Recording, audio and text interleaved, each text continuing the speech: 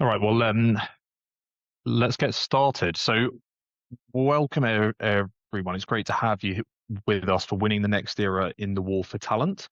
My name is Rob White. I'm the partner at Tempting Talent, and I'll be moderating today's session. So, we'll be answering questions through the Q&A area within the Zoom as we go on. In today's discussion, we'll explore how the role of the talent partner is evolving, particularly alongside operating partners and how leading firms are rethinking their approach to talent in an increasingly competitive, founder-led, and AI-enabled market. Drawing on their first-hand experience, our panelists will share what's working, where they're seeing the biggest shifts, and what they'd like to do differently if starting again today. Let's start with the introductions. So first we have Avisha Mehra, an operating partner talent at Khosla Ventures. Khosla is a $16 billion venture capital fund based in Silicon Valley, with investments in companies such as Square, Stripe, OpenAI, DoorDash, Instacart, and many others. Avisha works closely with founding teams and executive leadership across the portfolio to build and scale high-impact executive teams and boards. Next, we have Kelly Pike, a talent leader and company builder with experience spanning executive search, in-house scaling, and venture studio company creation. Most recently as a talent director at Atomic, Kelly has partnered directly with founders, investors, and operators to build founding teams from the ground up, hiring CEOs, co-founders, and critical early leaders, while shaping long-term talent strategy as companies scale. And finally, we have Helen Hua, founder of Darwin Search Partners, where she leads the firm's operations and sales. Previously, Helen served as the SVP of talent at Insight Partners, and previous to that was also a principal at TrueSearch. She brings a unique perspective from both in-house PE talent leadership and VC and the executive search side of the market. So with that, let's dive into our first questions. So the first topic that we want to cover is just an intro into like the next era in the war for talent. So Helen, I wanted to ask you, the venture ecosystem has moved through hiring booms, corrections, and now the emergence of AI-driven companies. From your perspective, what does the war for talent look like today? It feels like I don't want to say everything is different, but it feels like close to everything is different. And there's so much change happening in real time, and a lot of people are adjusting very quickly. But one of the things that I think a lot of people are talking about is talent density. So when people are thinking around bringing individuals onto their team, they're looking for multi-tool players in a way I don't think we've seen before. People are really thinking through, what can AI provide for us now? What can AI provide for us in the next 6, 12, 18 months? And how do I hire for the things that AI can't do? And so just this morning, I was meeting with a fund manager, and he put that really well. He's hiring a relatively junior person onto his team. And what he was sharing with me is that the kind of associate or analyst he would have hired just a few years ago is going to look very, very different from what he can do today. So the financial modeling, making decks, PowerPoints, all of that are things that he can reasonably do with AI pretty quickly now. And so now he's looking for an individual who can do other things. And what he outlined is someone who can be in a room as something that AI can't do, someone that has a reputation, and also somebody who can actually help him use AI. And I think that's a really nice way to encapsulate how people are thinking about their future. And as they bring on different individuals, it's making sure that they're multi-tool, that they can do a lot of things. But I think those hard skills are a lot less important in certain roles. Fair enough. No, I understand that. And I guess to follow on from that, Kelly, I'm curious. Like we're hearing a lot about firms competing for AI researchers and senior technical leaders. How different is that hiring market compared to the broader engineering and product leadership market? Yeah. Thanks for the question, Robin. Excited to be here, everybody. I think that every fund, every lab, every LLM startup is looking for AI researchers and extremely technical, hands-on leaders, frankly. And it is a smaller pool of folks than general product and technology leadership positions. These are folks that are coming with PhDs who have built and scaled, agents and, have deep expertise in these areas. And frankly, I think they are often thrown, extreme amounts of cash and equity to join companies. And it's really hard to compete. And so you have to find an edge, with whatever you are recruiting someone for, whether it is and like positioning that, against, some of these big players. And it's got to be unique. And I think ultimately, regardless of the position, product engineering, research, AI generally, you have to have exciting technical challenges for these folks to sink their teeth into, and really play into, the evolution of those technical challenges. So it's hard. It's very difficult. And I think you really have to emphasize those unique aspects, of your company or the pitch, even. I'm happy to add to that, Rob, because I Yeah, have a please. few examples of offers that have gone out. So I think the first kind of critical thing that I will say is that Kelly is totally right. The number of AI and ML recruiting roles actually are up 88% since 2025. So this is a role that's new and is in demand. Comp is definitely a leverage. AI researchers are getting anywhere from $300,000 to $1 million in base, depending on the size and stage of company. OpenAI very famously scrapped their vesting cliff for senior AI talent because they want to be competitive and offer something that is different and unique from the other kind of bigger tech companies out there. Unlike kind of regular engineering and product recruiting, which kind of follows standard compensation bands. The second thing that I've seen people negotiate for hardware and for compute power. Mm. And so seeing that come up a lot, regardless of the cash offer. And then the third thing I've seen come up is people fiercely negotiating the right to research and the right to publish their findings publicly. And so, it is a candidates market. They absolutely have the leverage. They have many competing offers. And there is flexibility that's going out to them that is unique to this particular role, which is not going out to other offers. And so even things like work from home flexibility, dedicated research time, all of these things are being baked into offer letters, which is quite unique and different from kind of standard product and engineering roles. No, I appreciate that. I appreciate that. And I'm curious with that too. Do you find that you're competing with areas as well, like hedge funds and FS generally? How's that affecting the market? Yes and no. I think people are less excited by the prospect of a hedge fund or a financial services company just from like the sexiness of a challenge there. And so, yes, you are competing because they can offer significantly more cash and comp. But I think the pull factor is still very much in favor of the labs right now. No, I understand. Understand. And appreciate you mentioned there a piece around home working. So have you found that like response rates in outbound recruiting have dropped significantly and return to office expectations continue to create tension? Like how are portfolio companies adapting their hiring strategies to remain competitive?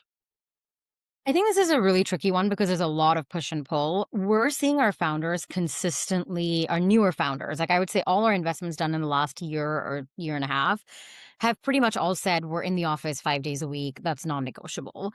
That being said, they aren't really at that stage in their lives where they're hiring senior exec level talent. And once you enter the pool of hiring senior exec level talent, you run into people who are 10, 15 years into their careers, usually may have families or may have other obligations, and so aren't really excited by the prospect of spending 2 hours on the road every day. Um, our New York portfolio companies are certainly seeing a higher density in office than our San Francisco companies are right now. I think partially has to do with the geography because SF is such a wide market. Like if you live in San Jose or Palo Alto and then commute up to the city, for work 5 days a week, that's 10 hours, if not more of your time that's on the road. So yes, there is some, return to office flexibility. And I think outside of maybe the very kind of top 10% of companies in the Silicon Valley kind of area, many companies are offering flexibility. And we're seeing this with our international companies. We're seeing this with companies that are headquartered outside of SF in New York, where, DC-based companies or Boston-based companies are absolutely open to remote employees. And they're very okay with somebody being in Utah or elsewhere, if that means they get access to top talent. I think the other thing is people have moved in COVID. And so getting them back, getting their families back into cities is much harder. And so, yes, I think there has been some return to office flexibility, but I think newer age companies continue to push for 996, forget 5 days in the office. Mhm. Um, I think the other thing is, as response rates, and it's specifically kind of focused on the response rates piece. Um, I always tell our founders, like, reach out directly. Founders can get upwards of 60% percent response rates. Contingent firms kind of struggle anywhere between 5 to 10% on average, because it's just a very different market when you're reaching out on behalf of a contingent firm versus a founder reaches out to you directly. And then the second thing I always say is single outreach is dead. Like, use Gem, use Ashby, use whatever tool you like, but you need to reach out to a candidate multiple times. And I've seen this even with my own outreach. If I reach out to somebody one time, maybe they respond, maybe they don't. But if they hit my 3 or 4 gem sequence, like, they're going to respond. They're going to be slightly embarrassed and be like, oh, I see someone who runs talent at Coastal reached out to me. I should probably get back to them. No, I appreciate that. And we do have a question from the audience. However, I'm going to wait until we cover the topic. So we're going into a topic later around AI and tech. So I'll ask that then. So next thing, we just wanted to go a little bit and backtrack almost a bit to the role that you're all playing today or have played recently. So just understanding the evolution of this role in talent itself. And I'm curious, how over the past 5 years, how do you feel that the talent partner role has evolved within venture funds? I'm happy to answer that. I would say over the last 5 years, maybe even like 10 years ago, the talent partner role started out as someone who was well connected, maybe was like breaking back into their into their career, and was a little bit more of a socialite, and so could connect some people over to some other people, but really wasn't somebody who was in the trenches recruiting. I think that's shifted quite a bit. Like, our team at Khosla is hands-on recruiting. We're in Google spreadsheets, we're in Ashby, we're in Thrive, we're actively introducing candidates, we're actively interviewing candidates, and we're actively kind of building out a network of people that our companies can reach out to. So I think that's probably one aspect of it that has really changed. Um, and we've kind of moved from, like, external agencies and search firms to do a lot of search work internally. Now, that being said, we have such a large portfolio that obviously we do have a lot of firms working with our companies. But that has probably been the biggest change. I think the second thing is that we historically were really never brought in before a deal was closed. But as we compete with other funds, we're brought in now kind of pre-deal sometimes, not in every situation, but in a competitive round. To kind of showcase, like, the strength of the operating bench at Khosla, and to kind of show that, hey, you're not going to be building this company alone when you take money from us. It's going to be much more than that. It's going to be PR, marketing, legal, finance, talent, HR, you name it, and we've got a resource for you. And so I think that's probably the other thing, is we come in sometimes a little bit more often than not to kind of sell earlier on. So I think that's probably the next thing. And then, yeah, I would say we're also kind of teaching our founders now in this new world of AI how to fish with kind of new AI tools. And so we're doing a lot more of that, which really didn't exist 5 years ago. And I'll add as well, I think that, part of what we saw in 2021 and 22 is a very large volume of deals across a lot of funds. That certainly happened at Insight. So I think in that case, we were not able to be as hands on with our companies because there were just so many of them coming through. And the trend that I'm seeing now is almost a move of what I've observed more on the private equity side of portfolio operations, which is much more hands on, data driven, much more of that one-to-one interaction between the talent teams and the portfolio companies. And, again, part of it is the volume is not the same. So I think that allows for the breathing room to actually be hands-on, to get to know the candidates better, to spend more time with them. I think that um, diligence is probably a lot stronger in this market than it was in 21 and 22. right? I think we all have experiences of people just desperately needing bodies in seats. And I think that today the threshold, the expectations are very different. We have more time with candidates, maybe not as much for the technical hires, but for the non-technical ones, candidates are in market a lot longer, and it allows for people to do a lot more reps with those candidates. And so I'm starting to see a little bit more of that hands-on, kind of deeper interaction with these placements, and frankly with the founders as well. Given I think some of the bigger macros, and I think some of the bigger pressures coming from the LPs as well. Yeah, yeah, of course. Go on, Kelly. Were you going to add? One Yeah, one thing to add to that, I think that in more recent years, particularly for Atomic, the talent team has been engaged, more so from a go-to-market and commercial side. So, we'll partner directly with founders, and have a ton of network across exec companies or exec talent at companies. And will partner with portfolio companies specifically to bring exceptional talent that are in our networks, to essentially sell to. And, I think that's a unique kind of ROI that you don't always see from a talent partner function. Because a lot of times you can make introductions to portfolio companies and that person gets hired, 2, 3 years down the line. Whereas now, when you bring exceptional talent in the same room and you have a company, portfolio company sell to them, you can see pipeline revenue almost the next day, oftentimes. And so that's been a fun new lens that we've been dealing with. Of course, of course. So one of the areas we touched upon there was time spent with founders. I think one thing that we're often asked is like, how does the experience differ from working with first-time founders versus multi-time founders? Yeah, I can tackle that one. So I would say, first time founders, there's always this element of education that you have to do, both in terms of the value of the talent function and also the market. Sometimes these are, 19-year-old founders that are, PhDs coming from the top schools and they have the hottest new idea and they have no idea how to recruit.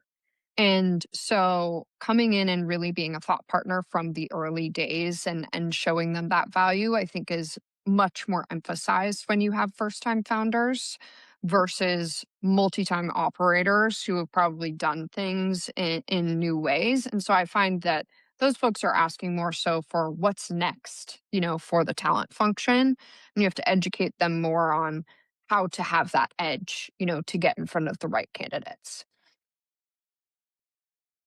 Of course.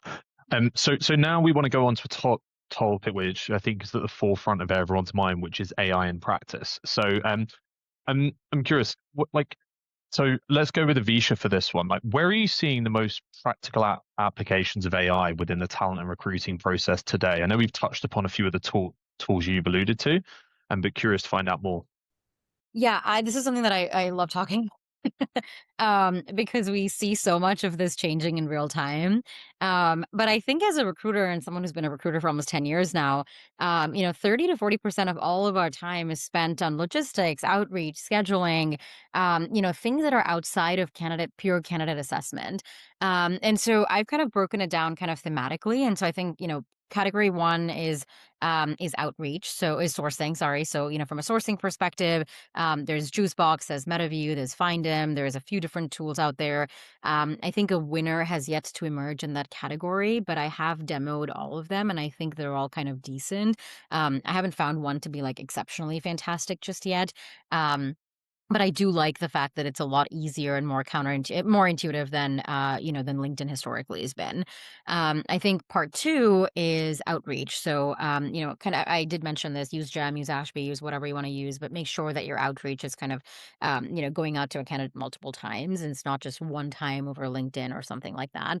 And using whatever it is that you can to make sure that you have multiple touch points also with the with the candidate, sorry. I think part three of that then becomes the scheduling. So, my I have it all set up where if the minute I see a candidate's LinkedIn, they're automatically pulled into our CRM tool. I send them an email that gets BCC'd into our CRM tool. All the emails get logged through Gem. It has my Calendly link so people can book time. And I don't really have to do anything other than send, click two buttons, which kind of template I want to use and send. And then when we come to the interviews, I tell everybody use a transcription tool, use Granola, use Fireflies, use whatever you like. But make sure that, you've got all the meeting notes transcribed. And Granola actually does a fantastic job of this where it kind of breaks it down as though if you can kind of give it a recipe and say you're a recruiter and this is kind of what you screen for, then it can go ahead and kind of, kind of bite size the information and make it really nice so that you can then kind of copy paste it and send it to a founder. And then anything to do with content, again, can be very easily, AI enabled, whether that's your job descriptions or your specs that can be written with Claude and Gemini, or your offer letters or your NDAs. I mean, all of that stuff can be created now very easily, using AI. So I think those are some of the things that it is doing well, and most people should be using. And I think there's even more that we haven't even scratched the surface of yet. I think where it's not really working yet is the culture and the chemistry and the fit screen piece of it. And we'll see. Maybe there will be some tools that'll come up, that can also do that in the next couple of years. Agreed. And what do you think the impact of that will be on the makeup of talent teams then? Do you think it will make teams leaner with fewer associate roles? Curious for your thoughts, Kelly. Yeah, I think we're seeing this gap starting to form between the most in demand, exceptional P0 critical, SWAT recruiters, and a lot of the more junior associates that are coming, out of school. And I think that the best recruiters are using every strategy and, reaching out to candidates on every um, medium and using different types of tooling. And I think that uh, ultimately, because talent teams are spending more on tooling and looking for more senior, recruiters, that ultimately does mean that, the bar is just higher for talent teams and recruiters in general, meaning their teams are a bit leaner. Um, I can't tell you enough, how many startups are looking for that founding head of talent that can both have strategic, thought leadership, in regards to the function in addition to execution. And, there's so much that AI can do in terms of the actual recs that you complete. So, yeah, I think that it is a very interesting market if you're a recruiter today. Agreed. And something I Go would on. add Oh, there yeah. is I think back on my early days when I was an associate at True and the learning that I had in that environment and how different things must be in a lot of ways now. And I don't know necessarily what the future might look like, but I suspect we'll have to be more creative around what coming out of college is going to look like. And I do think life experience is going to be more valuable as a recruiter. And I always joke, but I think it's pretty much true, right? Like we can get a lot of information from your resume, from internet scraping. People can start building agents for themselves as candidates. We can start building ourselves, our own agents, and you can get a lot of information.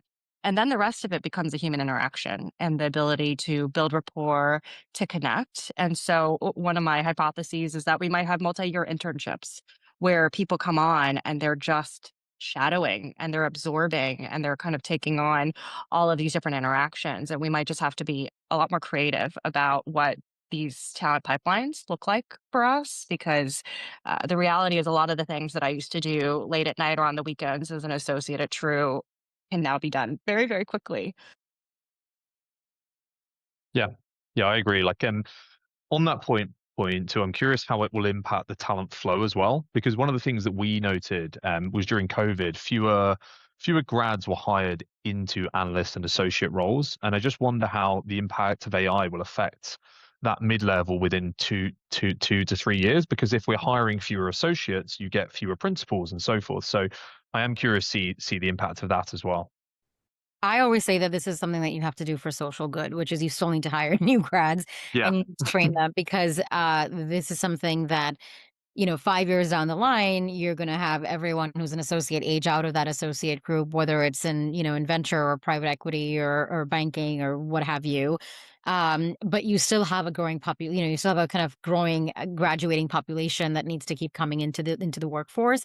And so it's something that we're just probably just going to have to mandate. Like we mandate other things in organizations. We're probably going to have to mandate, X percentage of roles need to go to new grads because that's the only way that you can enforce and make sure that people that are graduating have a job and have a degree. Maybe salaries drop quite significantly, but I also think money will be significantly devalued, which is a separate separate conversation from an AI perspective. a little bit deeper. But yeah, but I do think that this will probably have to be mandated. Yeah, agreed. I think it's essential. So we want to use this point as we're on the top. Go on, Helen. Sorry, do you Oh, have a sorry. follow up? A bit. This is not about the pipeline for recruiters, but what I'll say is I spent a lot of time working with funds and helping them staff their investment teams. And for what it's worth, I've talked to a lot of funds who are actually interested in very young talent. So at least in that sort of universe, I think that there are a lot of funds actually very interested in people who are almost unbiased by some of the history of how we've done like software and investing over the last 5 or 10 years and are pretty attracted to the more young, sort of innovative ways of thinking. So I'm also seeing a little bit of a push and pull in different parts of the market. Very interesting. No, agreed. Agreed. So I was saying, as we're on the topic of tech, I wanted to go to a question from the audience from Kelly. So she asked, beyond sourcing for specific roles, what kind of technology are you using to make broader leadership decisions, such as succession planning, market mapping, and identifying when to upgrade leadership? It's an open Yeah. question. Go on. Yeah, it's a great question. So I think generally, I think about companies in different phases. I think 0 to 1 is a very different skill set in terms of building than 1 to 10, and from 10 to 100. You could also call it, a startup between 0 to 50 million in ARR is a different skill set than going from 50 to 100 or 50 to IPO. I think it's very natural to have to bring in leaders at different phases of growth and reevaluating your scorecards, your succession planning, how you think about compensation for every single one of those stages, and thinking about what do we need for the next year, but then what do we need to get to this next phase of growth as a company. It's always important to be thinking about that. So I would say from a tools and technologies perspective, I'm creating scorecards. I use, Claude and ChatGPT to help me with a lot of that.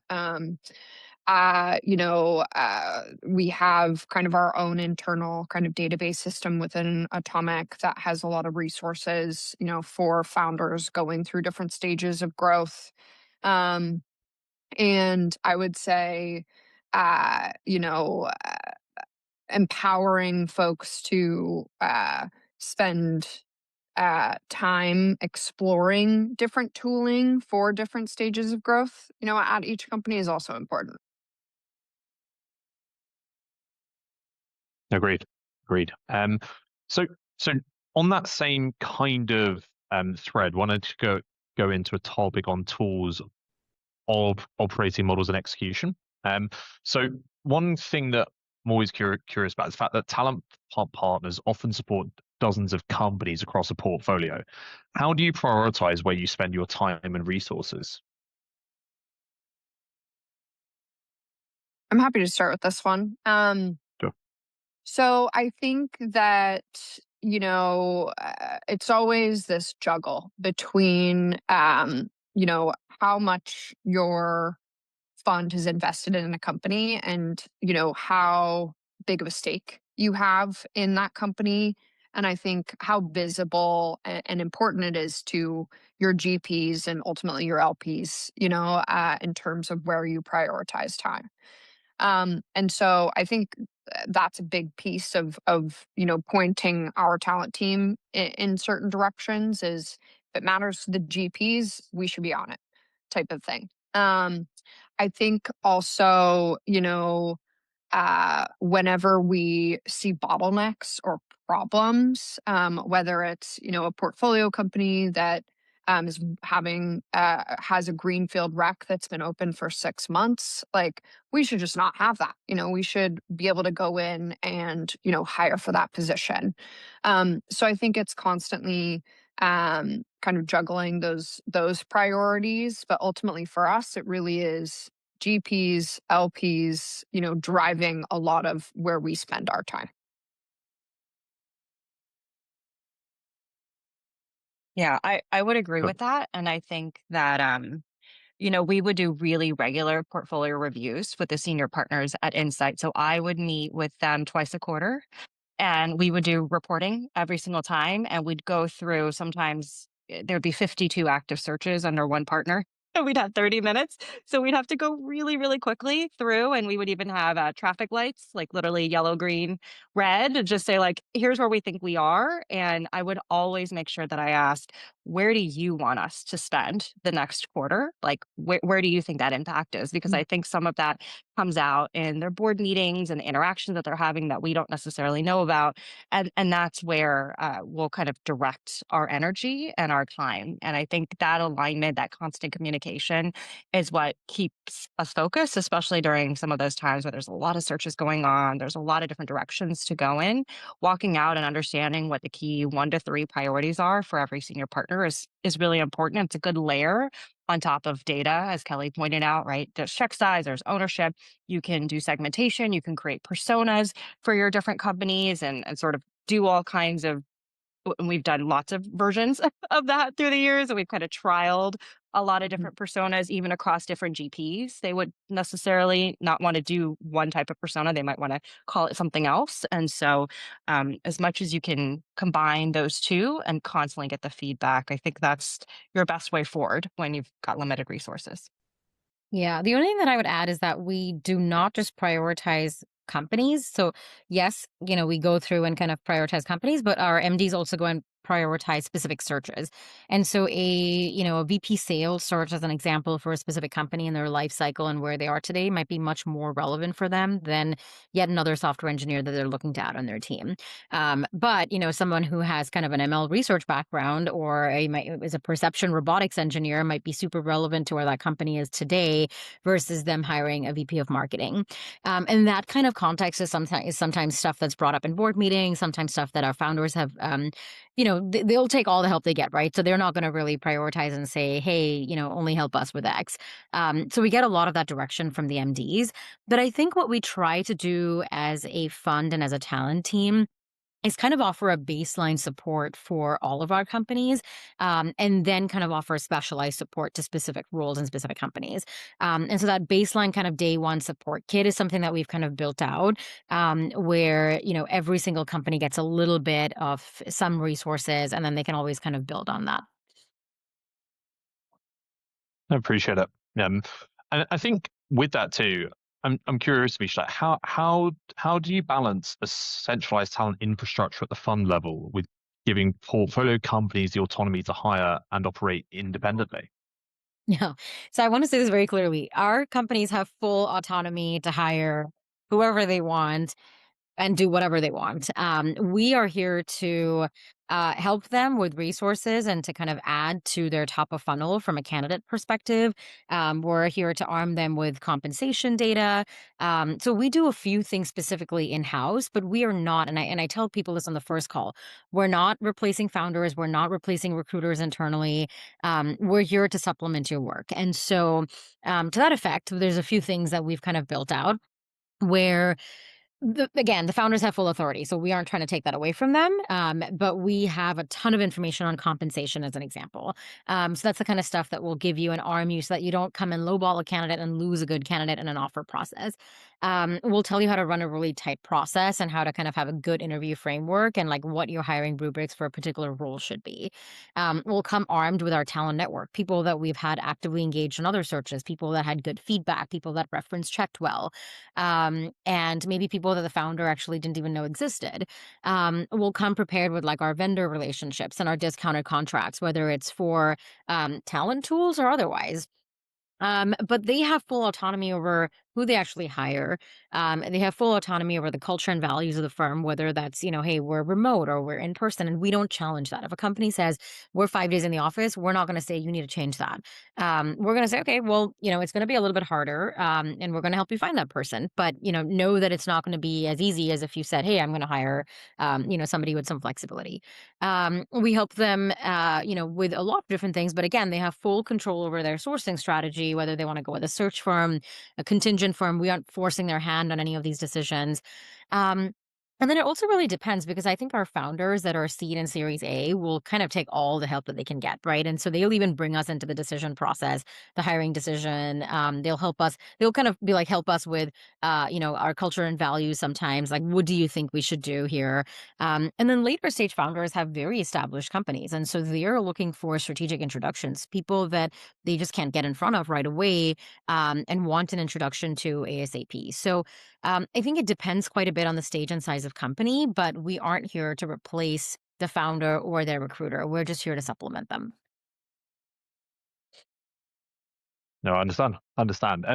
So, and I guess with that, I want to look ahead to like the evolution of the talent role itself. So, if we look five to 10 years ahead, how do you see the talent partner role evolving within venture funds? I'm happy to take a stab at that. There's an uncomfortable question of like, does this role even exist, or has it completely been, replaced by AI or a different type of person altogether? I think the one thing that's emerging and will continue to emerge is, do you understand and can you help a founder around org design? Um, so where the actual, where do you maybe have agents versus actual human beings? Where do you hire versus, kind of wait, and then maybe kind of see, do you really need somebody in that role? And how do you kind of actively suppress headcount while still achieving your goals? Unlike where, I would say we were even 2 years ago, which is like, how do you help a company scale? Even today, we're there. How do you help a company scale? How do you help a company go from like 50 employees to 100 employees? I think that paradigm is going to shift quite a bit. I don't think we need companies to hire their next 500 employees. Maybe they need to hire some agents. Maybe they need to hire some employees. There's going to be a creation of a lot of different kinds of roles, and so figuring out, what those different kinds of roles are, what the prototype background is, doing some pattern recognition, pattern matching, figuring out comp, because, Pave and other Carta and other data sources will lag. And so doing a little bit of research up front on like what these new employees look like. What do their roles look like? What do their titles look like? Where do they sit? How do they help the company? I also wonder if there's going to be a little bit of a switch where founders and ex-founders have actually done this, right? Like they've been in the seat, they've made these difficult decisions. They've come in and fired a co-founder. They've come in and hired somebody in 2 days. They've done all of these very difficult things. Whereas a lot of us, or I would say 99% of us in the talent world today, aren't ex-founders. And so I wonder if there's going to be a shift where we want people who are founders, or ex-founders to advise founders. And maybe there's going to be an additional bench strength, of people that come in who can kind of do some stuff like that. So I wonder if like things will change in that and on that dimension. Um, and then I think the last thing that I think would probably be very interesting is, and I kind of mentioned this, we get sometimes brought in for pre-deal diligence, but I wonder if we'll be brought in to kind of do any kind of like psychological underwriting, or operational underwriting, ahead of time versus after the deal is done. And I mean, there was a famous quote by somebody today, or I think last week in the papers, that AI is the world of the neurodivergent. And so how do you actually assess founders, assess employees, assess people for culture fit, for chemistry fit and all of these different things? What tools do you use? Because I think one of these like big companies is getting sued for, their voice AI actually discriminated against an older employee, discriminated against somebody with an accent, and kind of knocked them out of the pipeline. So how do you kind of fix for all of those different things? Using AI and kind of being very comfortable with AI and being very AI native, but then also kind of saying, hey, there's a human being still probably needs to make a final call here. Yeah, and I can add a little bit there. I think one of the words that I've been thinking through a lot in a lot of the things that we do is taste. as well, right? When you meet a founder and you have a conversation with them, they start to tell you a little bit about what you're looking for, and immediately your brain is like, ah, I think I know the style that you're looking for, the sort of approach, the psychology, frankly, what insecurity that ideal candidate has that's going to drive them to work in this way that's going to match up really nicely to my founder. And I think that that's always going to be an element of what we do, especially when we're looking at high density hires, especially when teams are going to be a lot smaller. Every person is going to matter. And if those individuals are actually going to be managing lots and lots of agents, their job is to make sure those agents are going the right direction and also hedging against risk and downside. And I think that's always something on my radar, right? Whenever you're using these tools, is like, what are some of the mistakes that we can miss that could have huge consequences for the business or for those individuals and whatever they're responsible for? And so I think there's an element there. And I think the other thing too is, private equity has been working on these executive assessments for a while now, and they're all interesting. There's kind of a whole universe of them. They're not without, I think, some of their challenges. Certainly, I actually took an exec assessment when I was joining Insight. So, different investment funds also use it as well. I think there's plus and minuses, there's liability, but they are interesting data points that might need to get integrated in a much more thoughtful way for companies as they get early and earlier, because again, these hires matter a lot more. There's also exec assessment firms out there that are also pretty interesting as well, and we would selectively work with them mostly for our buyout and um, larger check size investments. And I don't know if people are familiar with some of these firms, but they're like former FBI journalists who can actually do some pretty interesting things. So again, probably not for every hire at various startups, but there's definitely some tooling out there to help hedge some of the risk in bringing on these important hires. No, I get that. Anything to add to that, Kelly, at all? Yeah, one thing that I've seen just from a talent partner perspective that I haven't seen too much previously is I think everyone is starting to think about how do we build relationships with the smartest, youngest people coming from the top universities. From a fund perspective, always has been this emphasis to have leaders in the industry within your network. But now there's a big ask from portfolio companies to find the 16-year-old next Teal fellow, type of thing. And so I think building that motion where you are investing into relationships directly with universities and with very specific programs is going to be kind of a newer lens that we've seen from a talent partner perspective, because those people can be applied to any portfolio company, if they're exceptional. Yeah, yeah, I understand that. I guess that's almost like a campus role itself, almost like a networking role. So yeah, interesting. We actually just hired somebody in that role on our team for Oh the wow. first time ever, basically in the history of the fund. And she has been crushing it and is doing events and, trying to get to know these people. And we're doing kind of a dual attack, not just kind of the engine product people, but also, GTM sales, marketing, etc., through B school, through top universities in the US. And I think I think it's going to make a difference because we're going to be able to also help founders, not just for their exec roles, but also kind of, hey, you need your first chief of staff. Here's 10 people you can talk to. Mhm. Yeah, very interesting. So I wanted to go to one of the Q&As, and I would say on that as well to the audience, if you do have questions, please feel free to add them now.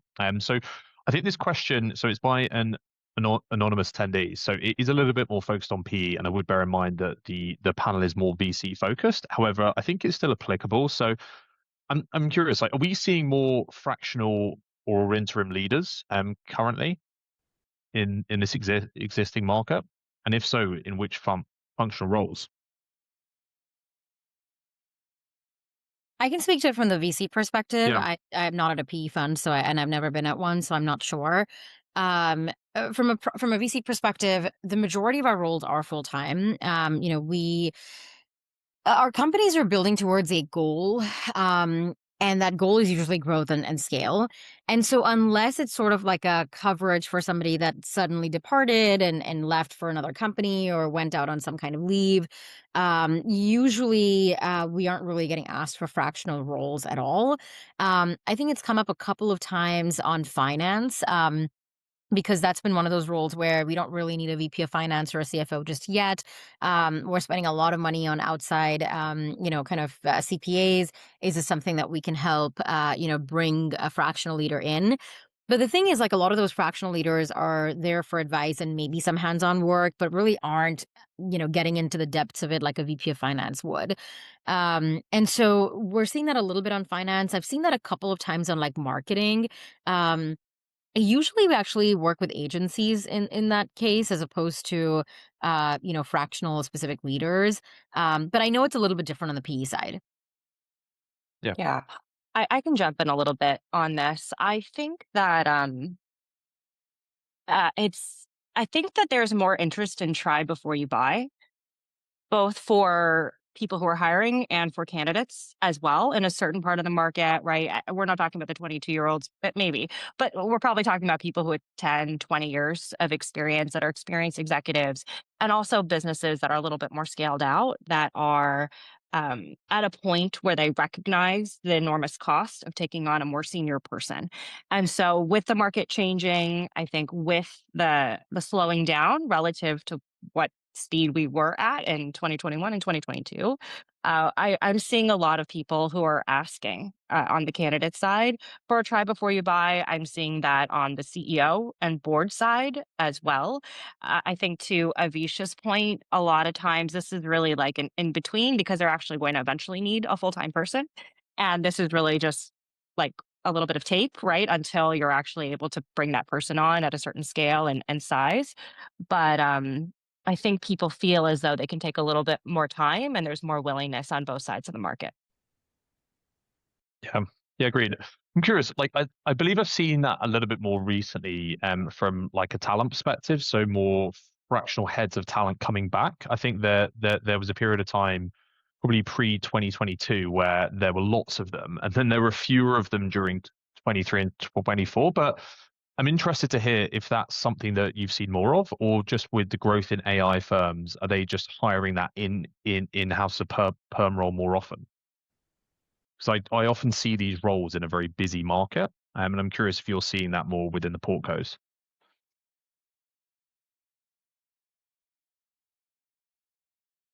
I think more often than not, it's me as the person who's stepping in as that interim, embedded head of talent. But it's oftentimes for a very fixed amount of time, and for specific reasons, until I'm able, to replace myself, because that's always the goal. I think, I've seen it more for, folks that are going out on leave for one reason or another, from a interim talent perspective, interim talent leader.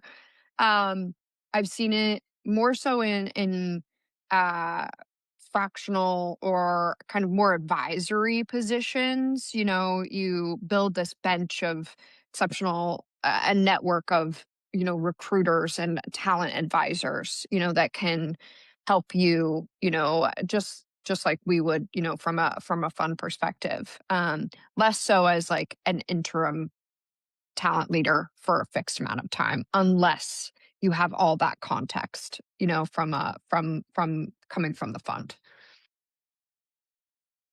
Yeah, I understand that. And I think as we begin to like close off and go into the final 10 minutes, I just wanted to ask each one of you on this call, like, if you were to give one piece of advice to an emerging talent leader joining the industry, or beginning this role now, what would that advice be?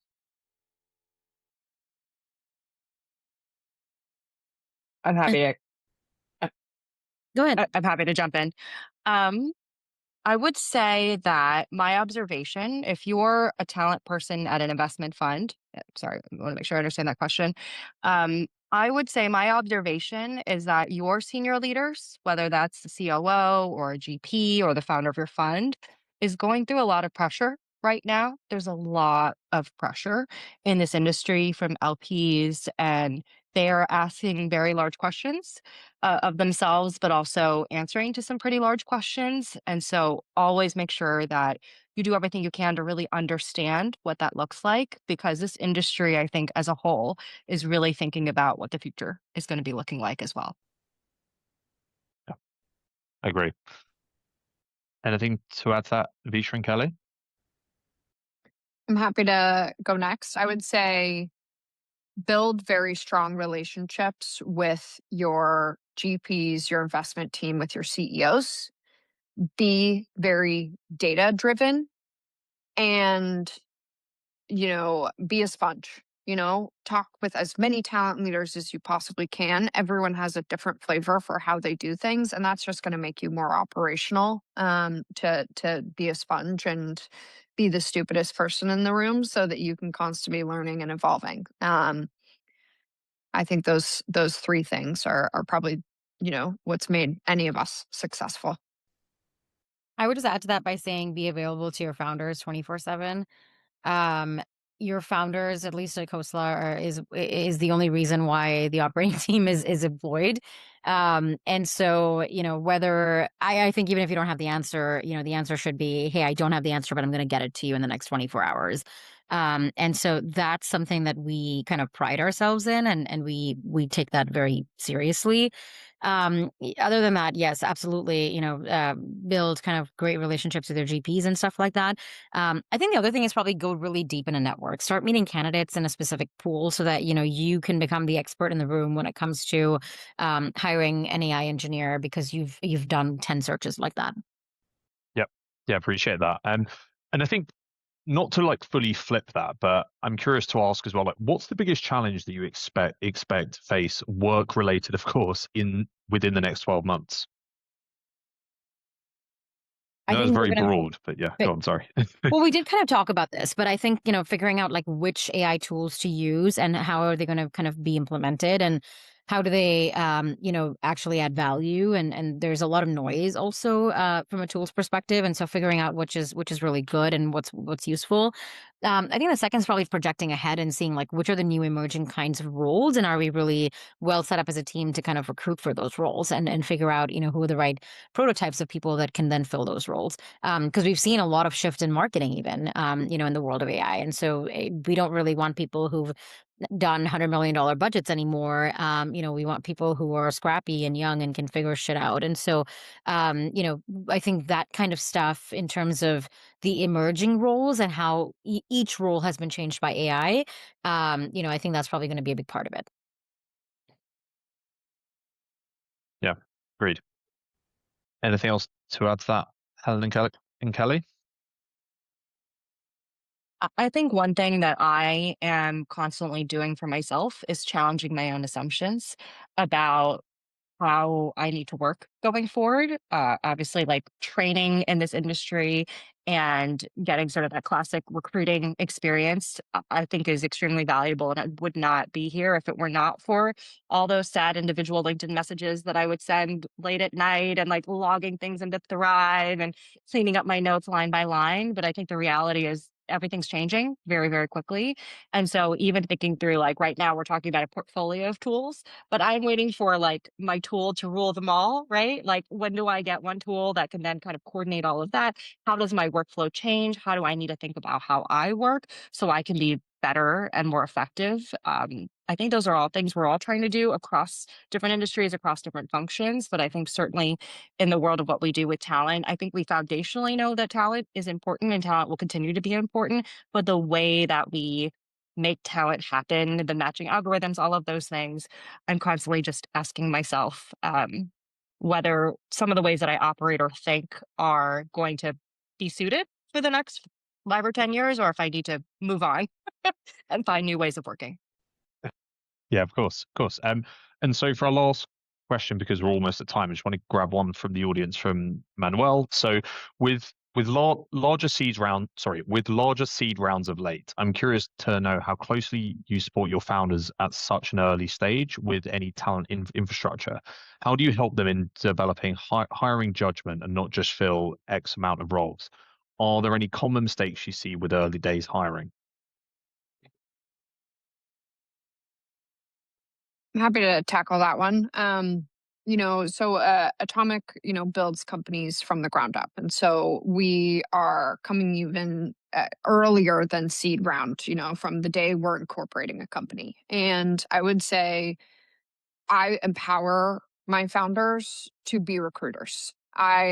Empower them to have as many conversations as they possibly can. And it is very hard, when you are juggling fundraising, productization, operationalizing companies, and commercializing companies to get people excited about recruiting. And so I think that having them, oftentimes sit down with you, for an afternoon where you are teaching them a lot of your tooling and how you work just empowers them more so. It's like teaching somebody how to fish versus giving them, the fish type of thing. So, um, spending a lot of time with them, I think upfront, just helps you build relationships, help them understand your value and what they need to be doing to build best in class companies. Absolutely. Um, Perfect. Well, I believe that's it for time now. So I just wanted to thank our panelists, Kelly, Avisha, and Helen. Thanks so much for your insights. Very valuable. And thanks to the audience for attending. It's been really enjoyable and hopefully valuable for you all. Thank you.